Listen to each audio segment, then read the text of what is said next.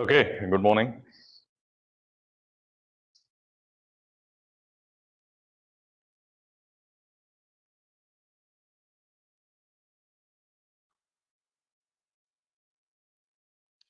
We have gone through basics of components on an IC. They are the same components that you're familiar with, but they are constructed on a common substrate. So they will have some properties that you may not have considered before. Now, we'll look at what problems can arise, especially on an IC, that is essentially due to uncertainties, right? So typically in a course, in an analog circuits course, you start off and then you're given that the MOS transistor's mobility is so much and then the threshold voltage is so much and so on. Same for resistances, etc. It turns out these are not very tightly controlled values, especially on an IC, okay? So for that, you will have to come up with some techniques, either make circuits that are immune to these variations or find some other ways of combating variations. Okay, there are many of these different variations that we will see. That's what we will discuss. So before that, we should just get familiar with how the designer controlled parameters are specified on an IC. Like I said, essentially you'll be making two-dimensional drawings. So everything that you specify will be in terms of width and length on that along those two dimensions. Okay. So we have already seen this with the MOS transistor. While the cross section looks like this,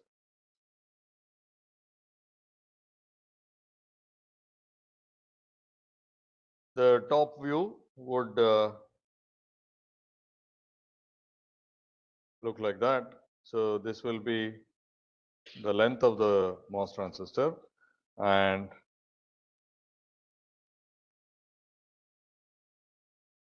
the width across which the current flows will be W. So essentially when you draw a MOS transistor, this W and L are what you draw. And not only that, this you also have control of how long this drain is and so on. So anything in these dimensions. And these will influence the different elements of the MOS transistor, the inherent properties of the MOS transistor plus the extra elements that you get, all the parasitic elements and so on. Okay. So I won't go too much into the detail because it will sound very boring, but essentially these areas, these are diodes, which are essentially parasitic or undesirable elements. Now, of course, you choose the operating point so that they are off. That is, you make the substrate voltage to be the lowest voltage in the circuit so that they will be off. Okay. But it's not that they'll have no role. First of all, we now know, I mean, I did it with the MOS transistor, but you know that the diode follows exponential IV relationship. So the current never really goes to zero, right? It goes to zero when that voltage is zero, voltage across the diode is zero. Otherwise, there will be some current flowing. So that leakage current will be there. And there will be the parasitic capacitance, which is present whenever you have this reverse bias junction. Essentially, you have some capacitance that will be there. Okay. And those diode parasitics will depend on the cross-sectional area of the diode and the perimeter of the diode. Okay. And similarly, there are many components. So there are sort of too numerous to be useful for classroom discussion. So, but if you have a PMOS transistor, they will be inside an N well. Okay. So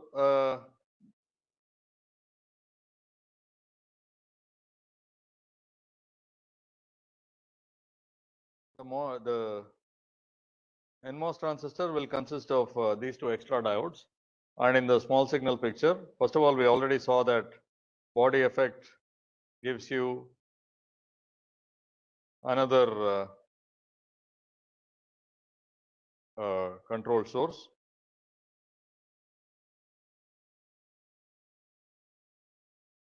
Okay. And you will have capacitances which are inherent to the MOS transistor, CGS and CGD.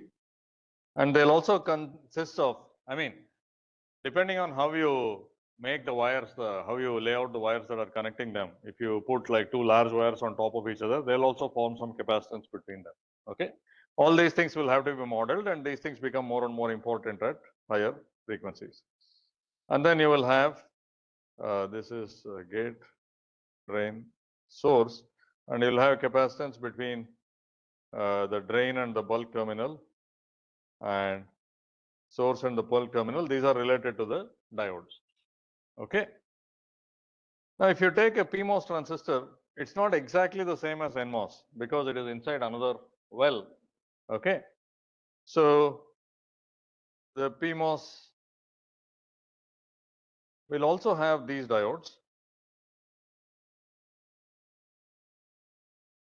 These are the drain bulk and the source bulk diodes, right? In addition to that, there will be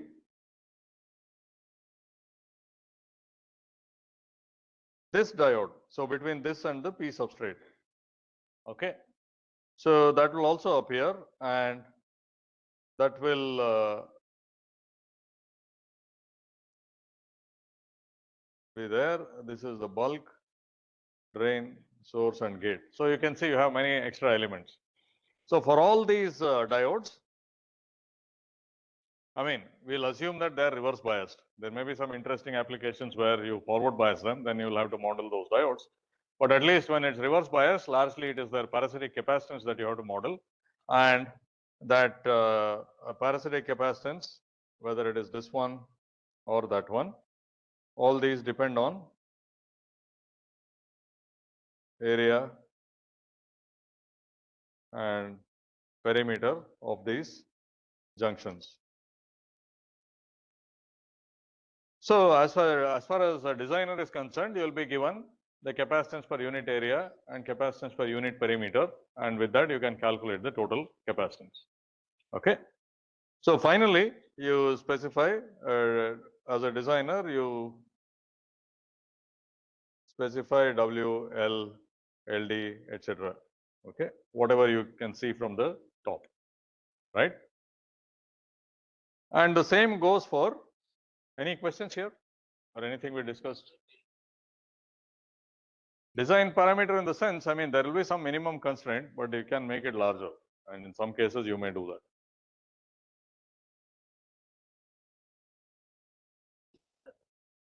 No, there will be a minimum constraint. If you want to make it larger for whatever reason, to connect a wider metal wood to that, to carry a lot of current and so on, you can do that.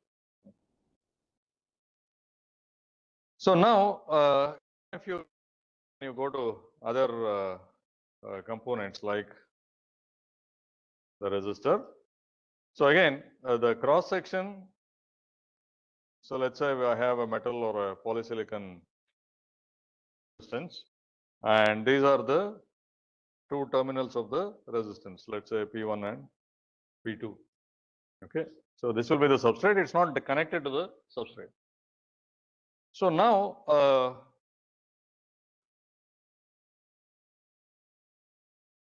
if you look at it from the top,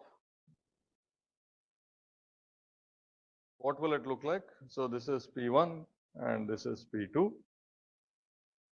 and this is the length of the resistor, and that is the width of the resistor. And let's say the thickness of this layer is some T. So what will be the resistance value? What is it? So it will be the resistivity of the material times length divided by T times W. So again, like I said, this T you have no control over. That is a parameter of the, that is a property of the process. So this rho by T is given as some constant for you. This will be different for different layers and so on. This will be fixed as far as the designer is concerned, and you can choose any L and W you want. Okay. And if you look at this, what is this L by W? It's so along this is L. So if you cut off segments of W, it is basically the number of squares that you have from one end to the other. Of course, it doesn't have to be an integer, but So this is basically the aspect ratio, and this is what is called sheet resistance.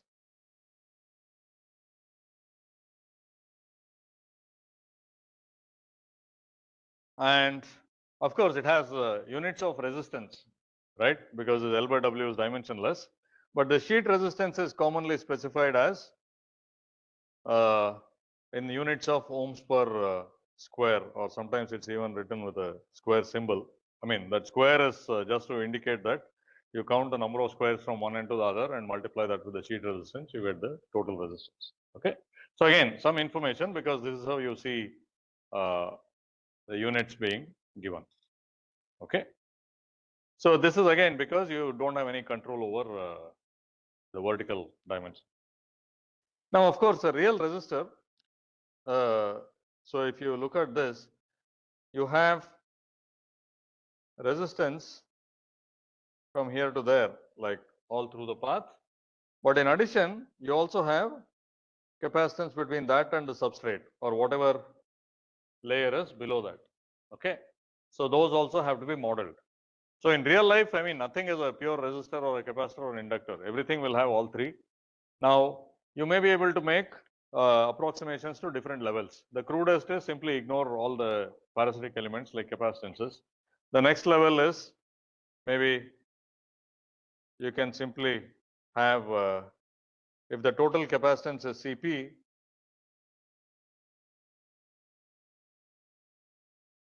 you can have Cp by 2 at both ends. But this is also not quite right. You may have to split the resistor into pieces because the capacitance is actually distributed all along the length. So you may have to do this. I mean, the exactly how you split is up to you, but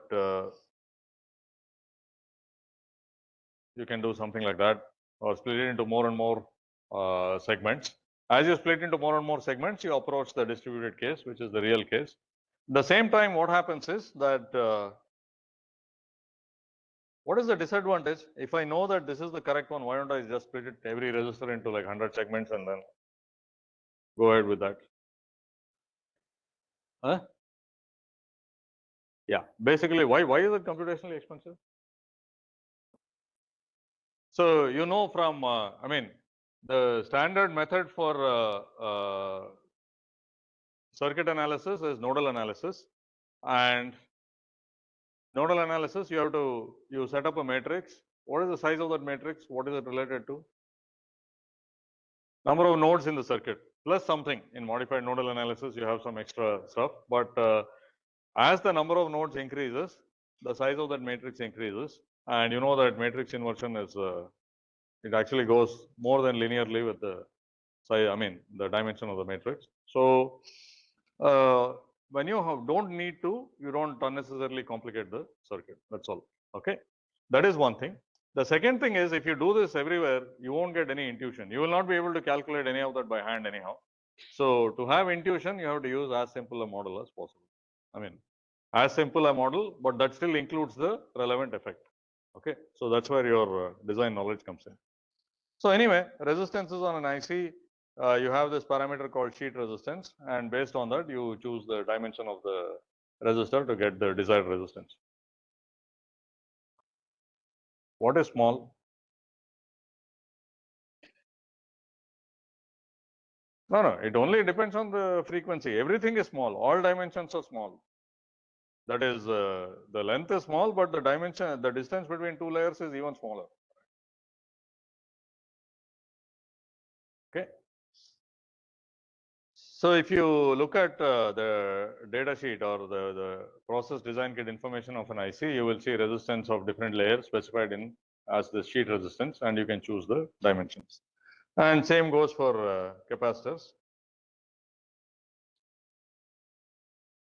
So again, now of course we have more complicated capacitor structures, but if you take the simple parallel plate capacitor, so this is what it looks like. This is, let's say, the substrate, and this is plate 1 and plate 2. Okay. So now from the top, again, there is some rectangular plate. This is W and that is L. Okay. So now, and if the separation between the plates is T, ignoring fringing, what will be the capacitance?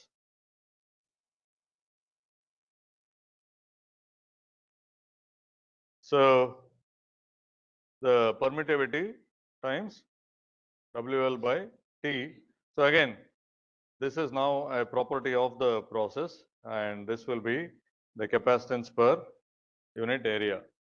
Usually for the kind of sizes we have on modern ICs, this will be in femtofarad per micron square. That is,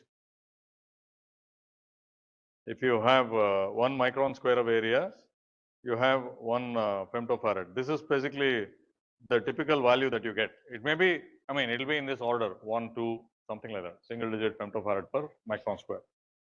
Okay.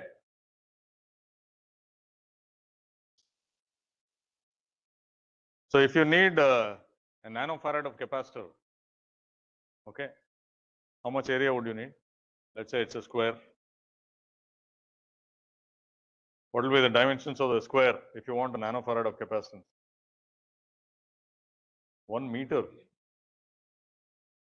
So you need basically 1000 microns by 1000 microns, which is basically 1 millimeter by 1 millimeter.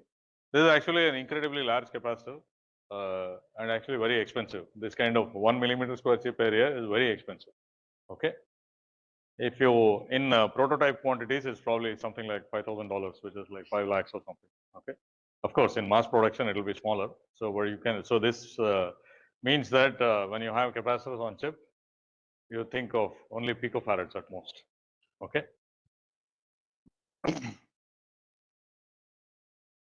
So these basically tell you. So everything you draw two-dimensional shapes and you specify W and L, and the parameters also are given in a way that is convenient for that. But again, you have to keep in mind that every component comes with something extra.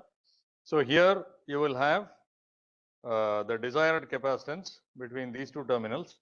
Okay, so this is P1 and P2. But you can also see, I mean,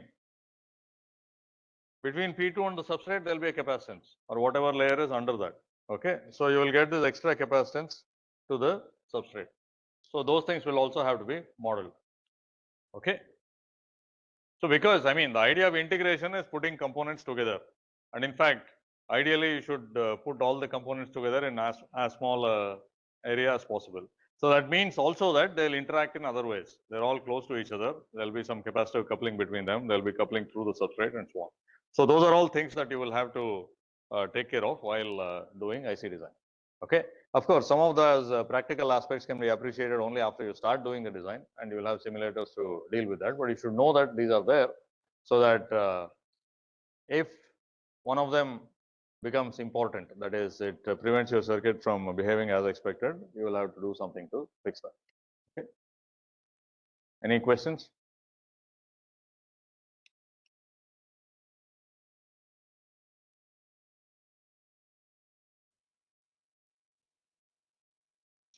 Yeah, it will be there. Yeah. So the capacitance will see, an ideal resistor is like this, ideal capacitor is that way, and maybe I'll even complete that.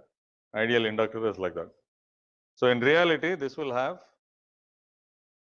some series inductance, because anything with non-zero dimension will have some inductance, and there will be some capacitance. This is still a lump model. I'm showing only one capacitor. And then on top of it, there could be, because you have the substrate, you can have capacitances to the substrate. Okay. So now, actually, let's say, let me take a simpler version of this.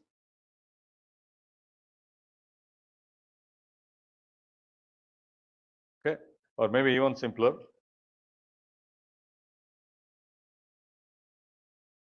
And if I plot the impedance of this combination, impedance magnitude versus frequency, What will that look like?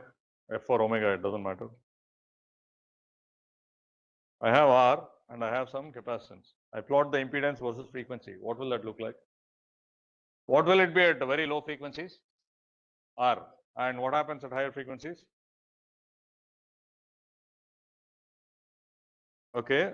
So what will the shape look like at higher frequencies?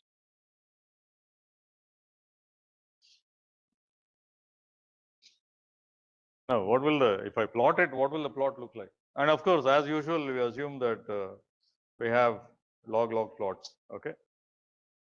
So this will basically, this is the impedance of the resistor and that's the impedance of the capacitor. Okay. And the composite impedance will look like this. Okay. So if you are operating in this region, you can assume that it's a resistor and probably neglect the capacitors. Okay. The same goes for everything. So if you have a capacitor, at the very least, it will have some series resistance. Okay. What will the impedance magnitude of this look like?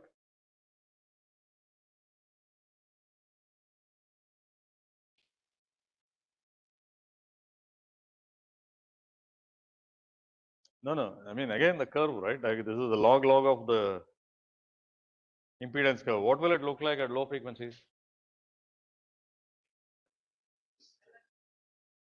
Yeah. So this, what will be the slope? It will be minus 20 dB per decade, which corresponds to inverse proportion with frequency. What happens at higher frequencies? So then this is the capacitance and you will have the resistance. And it could also have a series inductance. What will happen in that case? So depending on where the size of the inductance, it could be that way. So that will be plus 20 dB per decade. So the composite curve will look like that. So if you want it to behave like a capacitor, you have to operate it in this range. Okay. Now it is true, it has all those things, but at low frequency circuits, probably it will be behaving like a, at low frequencies, it will be behaving like a capacitor. But this is important because what happens is, one of the reasons you use capacitance is to create low impedances at high frequencies. Okay. So you may have seen these exercises in some analog circuits assignment. So typically, actually, you may see if you have played with circuits, right? And then anyway, you have made circuits in the analog systems in lab. So you'll have some circuit with some ICs, etc., etc. And you will have, this is the power supply, and you'll have a number of capacitances, okay, between the power supply terminals. Okay. So this could be, let's say, 1 microfarad, and this could be 10 nanofarad. This could be 100 picofarad. Have you seen things like that? Any of you played with circuits or no? Have you seen circuit schematics? Have you played around with circuits, any of you? For hobby, robotics, anything else? No? I think you should try. Have you seen this in any schematic? What is the point of this? Does this make any sense? No, I mean this combination. What is this? This looks like 1.0101 microfarad. Why do I even need these two, right? The component tolerance is probably like 5%. Okay. This looks like a meaningless thing to do, isn't it? I mean, yeah. Okay. So how does this help?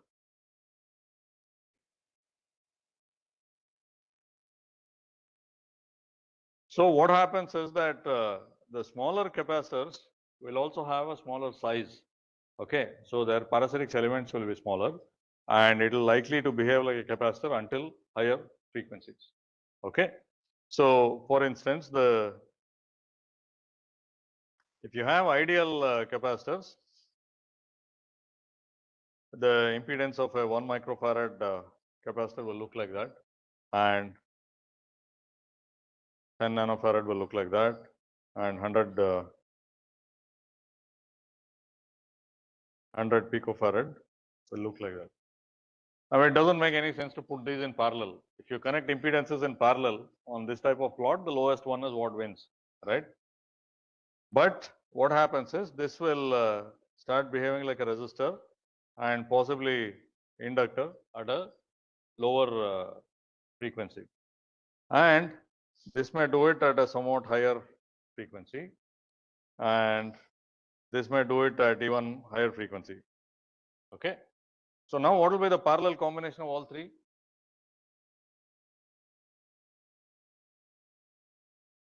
Okay. So it will maintain a lower impedance up to higher frequencies. So that's why this this kind of connection makes sense. And also you should have the smallest component, smallest capacitance closest to the chip. What is the idea? I mean, it's very easy to write this symbol and then say that, of course, for increments, this node and that node are shorted, right? But this itself will have series resistance and inductance and so on. So that's why close to the supply nodes, you need to have this bypass capacitors. You must have used this in analog systems and lab also on the breadboard. Like some circuits won't work without a proper bypass cap. Okay, so these are called bypass capacitors. Anyway, I'm actually quite surprised to see that nobody has played with circuits. I had not expected everybody, but at least some 5 to 10%. Okay.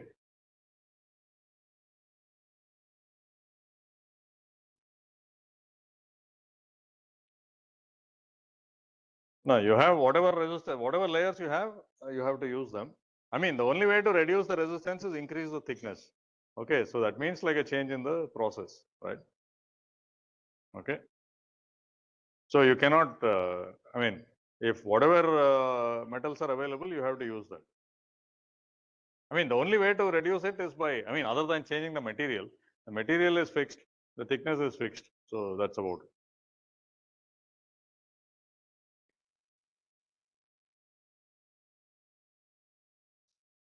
No, metal, I mean, resistors may not use metals, they may use polysilicon, which have higher resistivity. I mean, if you use metal resistors, you can only make very small resistors. Okay. So typical resistivity values, maybe I'll just send a table as information. For metal resistors, typically it is 0.1 ohms per square. So that means if you want like a 1 kilo ohm resistance, you will have to have a line with aspect ratio of 10,000. Okay. So that is too expensive.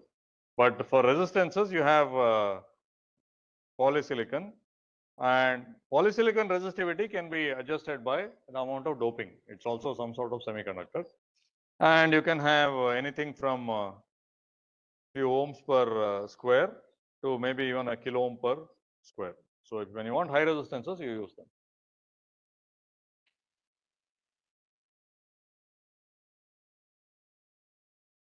Oh yeah. If it is important, you will have to do that. Yeah. I mean, to estimate. Typically, you can't do that of modeling by hand. Okay. All that is done by the simulator. In fact, after you do the IC layout, there is a specific step after you make sure that all the connections are right. You have to extract the circuit. Extraction, what it means is it will tell you the basically every metal line, it will extract the resistance of it and capacitance between metal lines and other metal lines and so on. Okay. So if your circuit without any of this has 5,000 nodes, it could be that with all of this, it will have like 100,000 nodes. It is entirely possible. Okay. Because of the distributed nature. So that you don't analyze by hand. At the same time, you don't also throw up your hand and say, I can't do anything. Okay. You have to try to identify which are the critical nodes where resistances matter and so on. So that's what the designer's job is. Okay. And by doing simulations, you have to be able to tell, okay, let's say without all this, you will get some result. With all that, you get some other result. Now you can't just be saying, oh, this is all I get. You have to now figure out why this is different from that and fix the parts that are affecting the result. Okay. So now we have all these different parameters. For a MOS transistors, you have mu, Cox, the threshold voltage, and so on. For the resistor, you have the sheet resistance. Okay. and for a capacitance you have the permittivity, or basically it is the capacitance per area. Okay, so that's what you have. These are all the parameters that are given. Now, of course, while solving problems and so on, we give some fixed values, but it turns out, first of all, many of these change with temperature. Okay,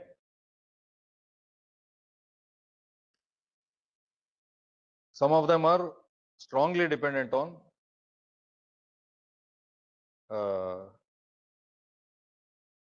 temperature, and these include, first of all, things like related to the semiconductor, right? The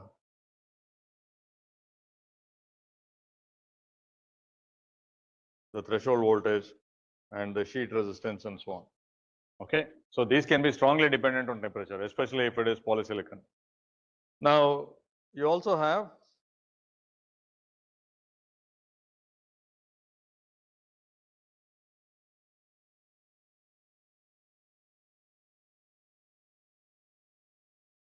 parameters that are weakly dependent on temperature. This is typically the capacitance. The epsilon doesn't really change so much with temperature, and thickness also doesn't change all that much. And similarly, if you have inductances and so on, they don't change much with temperature. Okay, and the Cox, etc. So one type of variation is with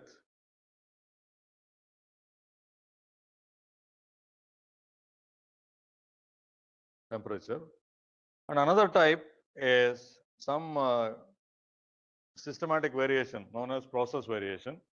What it means is that you fabricate an IC today, and then let's say another one few months later. Okay, the doping levels will not be exactly the same. It will be same across the wafer. We assume that when you make a wafer, the whole idea of integrated circuit is all the components on the wafer are manufactured together. Okay, that's why, in fact, if you have multiple resistors or transistors, they match each other on an IC. Okay, there also there is some variation. We'll come to that part. But by and large, if you have 1000 transistors on an IC, you can assume that they'll all have the same mu and same VT and so on. Only thing is you don't know what that mu and VT are. Okay, they could be shifted. You expect 400 microamperes per a mu of 400, but it may be off by 10%, 20%, and things like that. So it will be common across the IC. These kinds of things are now called process variations. It may happen because you do a run now and you do a run later. It may happen because of the foundry deliberately skewing the parameters to one side or the other. Okay, let's say to get higher speed, they may do something. To get lower leakage, they may do something else and so on. Okay, so these are basically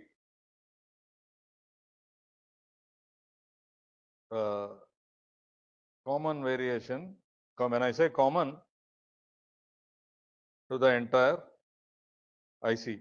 Okay, it's not as though this resistor will have higher resistivity and that one will have lower resistivity. All the resistors, the resistivity will change. Okay, but this is separate from the temperature variation. Okay, at the same temperature, you take different wafers, you could measure different values. Okay, so this is something that is there. This is called process variation. These are also modeled in a simulator, and these can be substantial. So easily like plus minus 10% to plus minus 30%.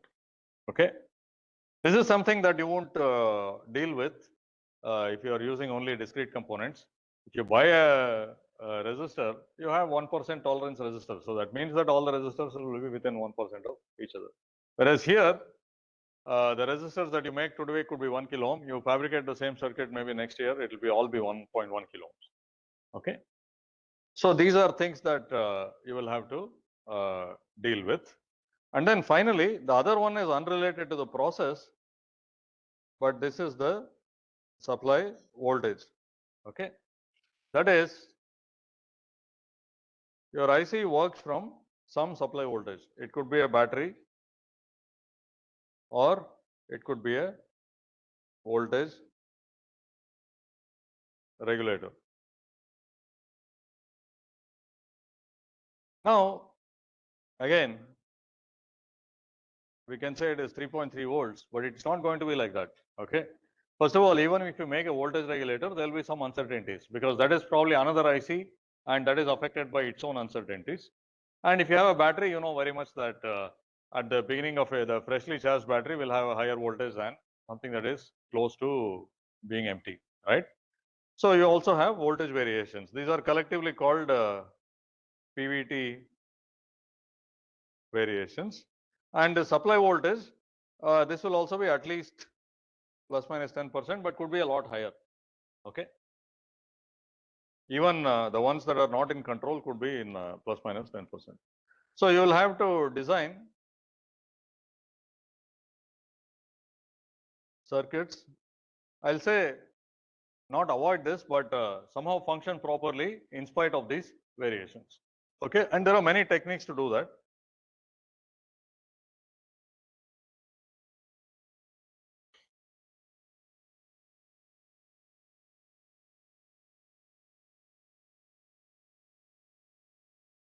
Okay. So there are many techniques that we'll see, right? But so now let's say you want to make an amplifier, right?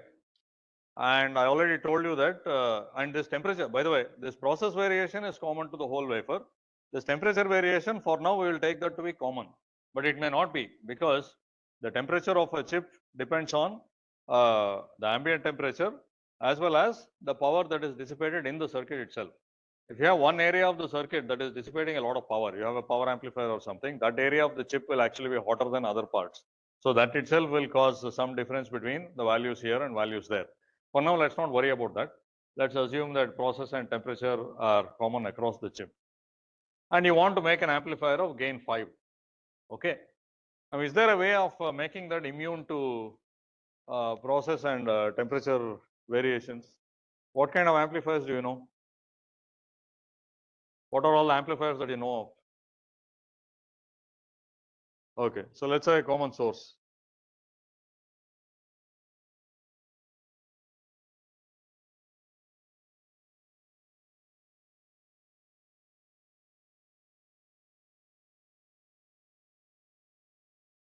So what is the magnitude of the gain? GMR. Okay.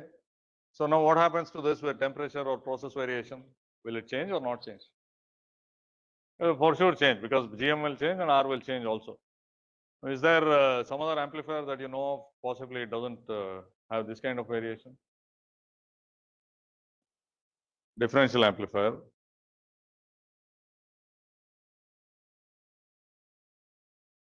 What is the load? Resistors?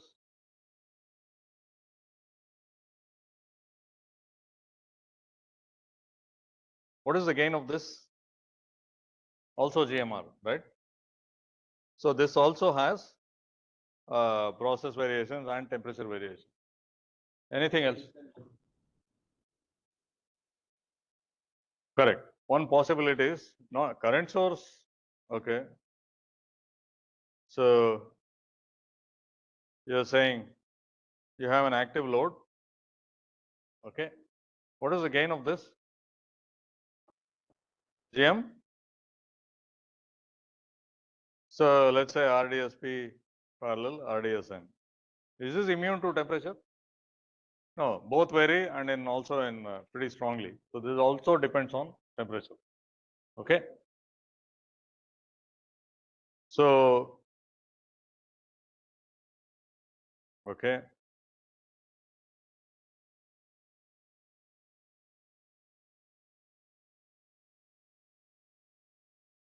What is the gain of this?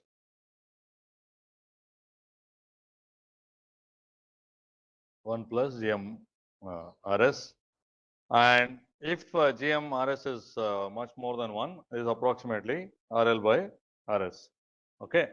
So in this case, because RL and RS vary in the same proportion with either temperature or process, it is immune to or it is not as susceptible to changes in process and temperature. What is the principle used here? Negative feedback. So basically, if you make negative feedback amplifiers,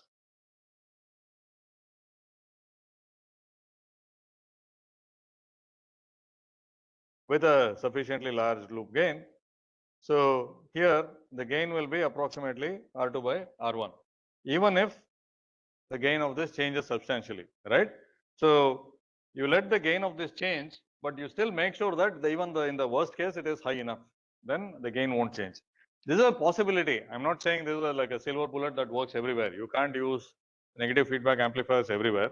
And anyway, for negative feedback amplifiers to work, the loop gain has to be very large. Okay. And in this particular type of amplifier, the loop gain is roughly the gain of the op amp divided by the closed loop gain that you want to achieve. Okay. So for small closed loop gains, it may work. For very large closed loop gains, even this is difficult to get to work. But that is one possibility, right?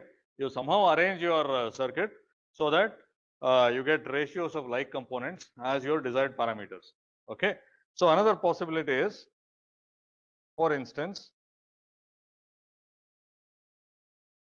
so this is NMOS, right? The circuit you may have seen.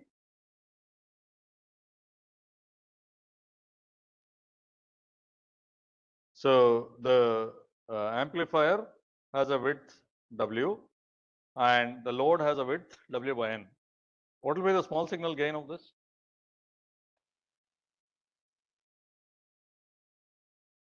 You must have solved this. I mean, it must have been part of some assignment or the other. Huh? Why?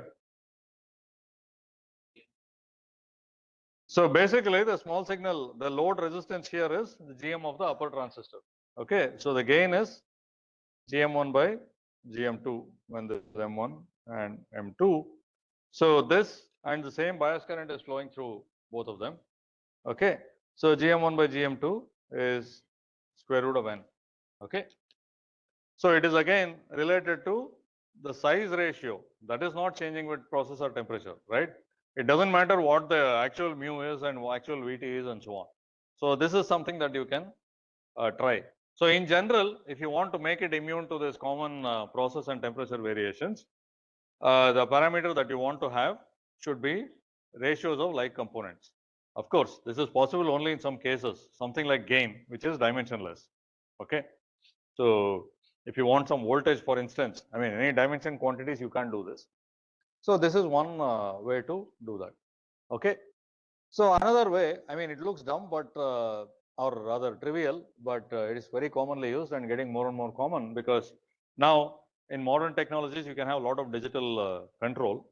So one thing you could do is, for instance, you want a resistor. So you have, let's say, an array of resistors in parallel. You can also do this in series.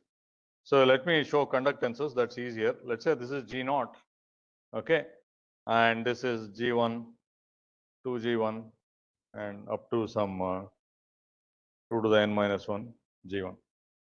And you have these switches, and these switches could be implemented using MOS transistors.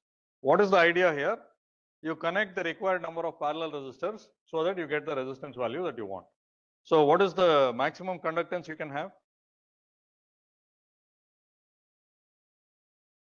It will be G0. G0 doesn't have a switch the way I have drawn it. So it will be G0 plus. Okay. What is the minimum? It is G0. And you make sure that by choosing G1 and this N, okay, you can make sure that you first of all cover a sufficient range and you also have enough steps in it so that if you want the resistance value to be controlled within, let's say, 5%, you can probably do that. Okay. So this is another essentially. Now, of course, you can imagine you can't do this everywhere. Every transistor cannot be replaced with like a switched array of transistors. Every resistor cannot be replaced by switched array of resistors. Then the area will become so much. Not only that, there are disadvantages to doing this. First of all, these switches you have to implement. They will have their own parasitic resistance and capacitance. So it will become inaccurate and things like that, or nonlinear, etc., etc. But this is another possibility. You have a switchable or a tunable component.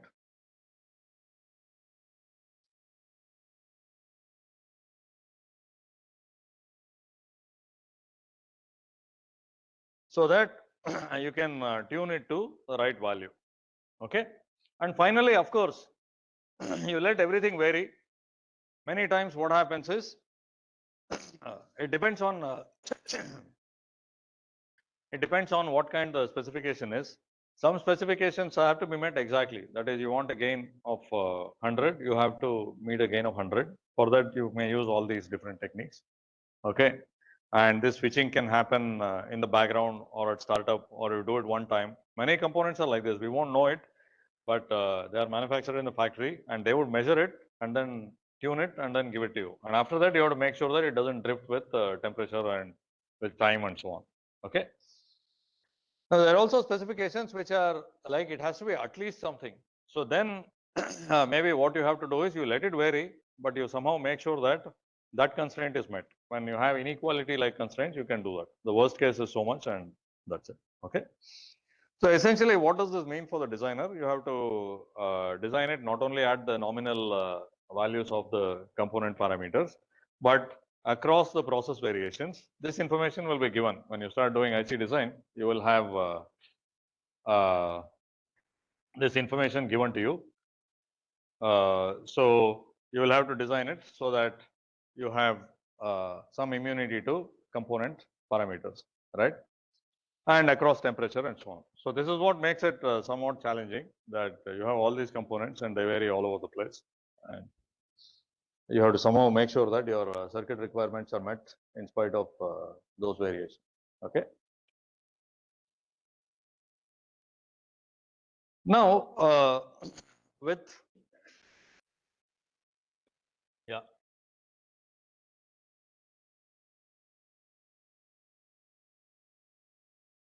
No, you can use inductors, but basically, see, any wire is an inductor. Okay. And if you want to increase inductance, you have to use longer wire, which of course is not scalable. I mean, the IC area is so small. The whole idea of the IC is that it is small, and you can only get so much wire on that. Okay. So you can get inductances typically of the order of nanohenries on an inductor, on an integrated circuit. Okay. So it is useful only at very high frequencies. So that's why I won't deal with that in this. Our focus is not so much specifically high frequency circuits, but in RF circuits, it is common to use inductors. You do use them. Okay. No, I mean, what is parasitic? If you want it, it is good. I mean, if it is desired, if you don't want it, it's parasitic. That's all. Everything is a bug or a feature, right? So it's up to you how to use it. Okay. Parasitic inductances can be a problem, especially at higher frequencies, because if you have a long line, the inductance of that could be could have significant impedance to disturb the normal operation of the circuit. Okay. But the bottom line is, without magnetic material, something with relative permeability more than 1, you can't increase the inductance. The only way is to just increase the length of the wire. Okay, and that you can only do so much. And also, when you increase the length of the wire, you also have proportionately more resistance, and that again makes it less useful. Okay. So now with both process and temperature variations, the common assumption is that this is common across the chip. Okay, across the IC. Again, like I said, temperature could vary from one point to another on IC, but let's not worry about that part for now.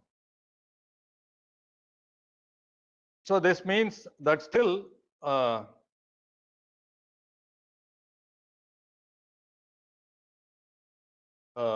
identical layouts, or let's say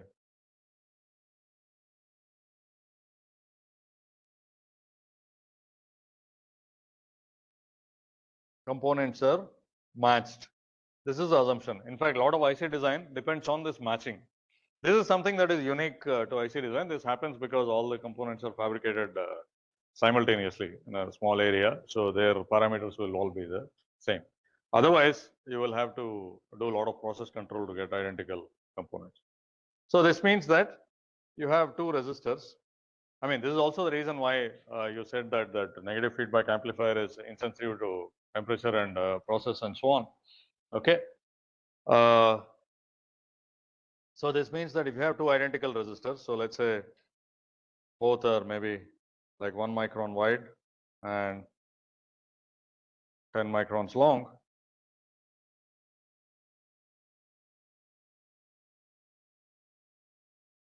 they will have the same resistance values. The values could be uncertain. Okay, so they could vary between, let's say, nominally they should be like 1 kilo ohm, but they could vary between 0.8 kilo ohms and 1.2 kilo ohms, for instance. Okay, if it is plus minus 20%. But both will be the same. Both will be 0.8 kilo ohms or both will be 1.2 kilo ohms. Okay, or that's the idea. Now we will see that even that is not necessarily true depending on how you do the layout and so on. So there will be something known as a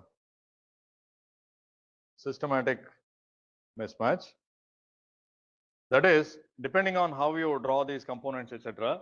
This now, of course, I showed identical components, but if you want an amplifier of gain 4, you may have one resistance to be 4 times the other one. So how do you make sure that it is exactly 4 times? So that is something that you have to consider. So there is systematic mismatch that can affect it. This is related to the way you draw these things on the IC, and these can be, I mean, there are some good practices that you can use to combat this. And then on top of it, there will be random mismatch. This is, even if you make everything exactly identical, there will still be variations. Okay, this is just to do with statistical variations. This is just like tossing a coin or throwing a dice.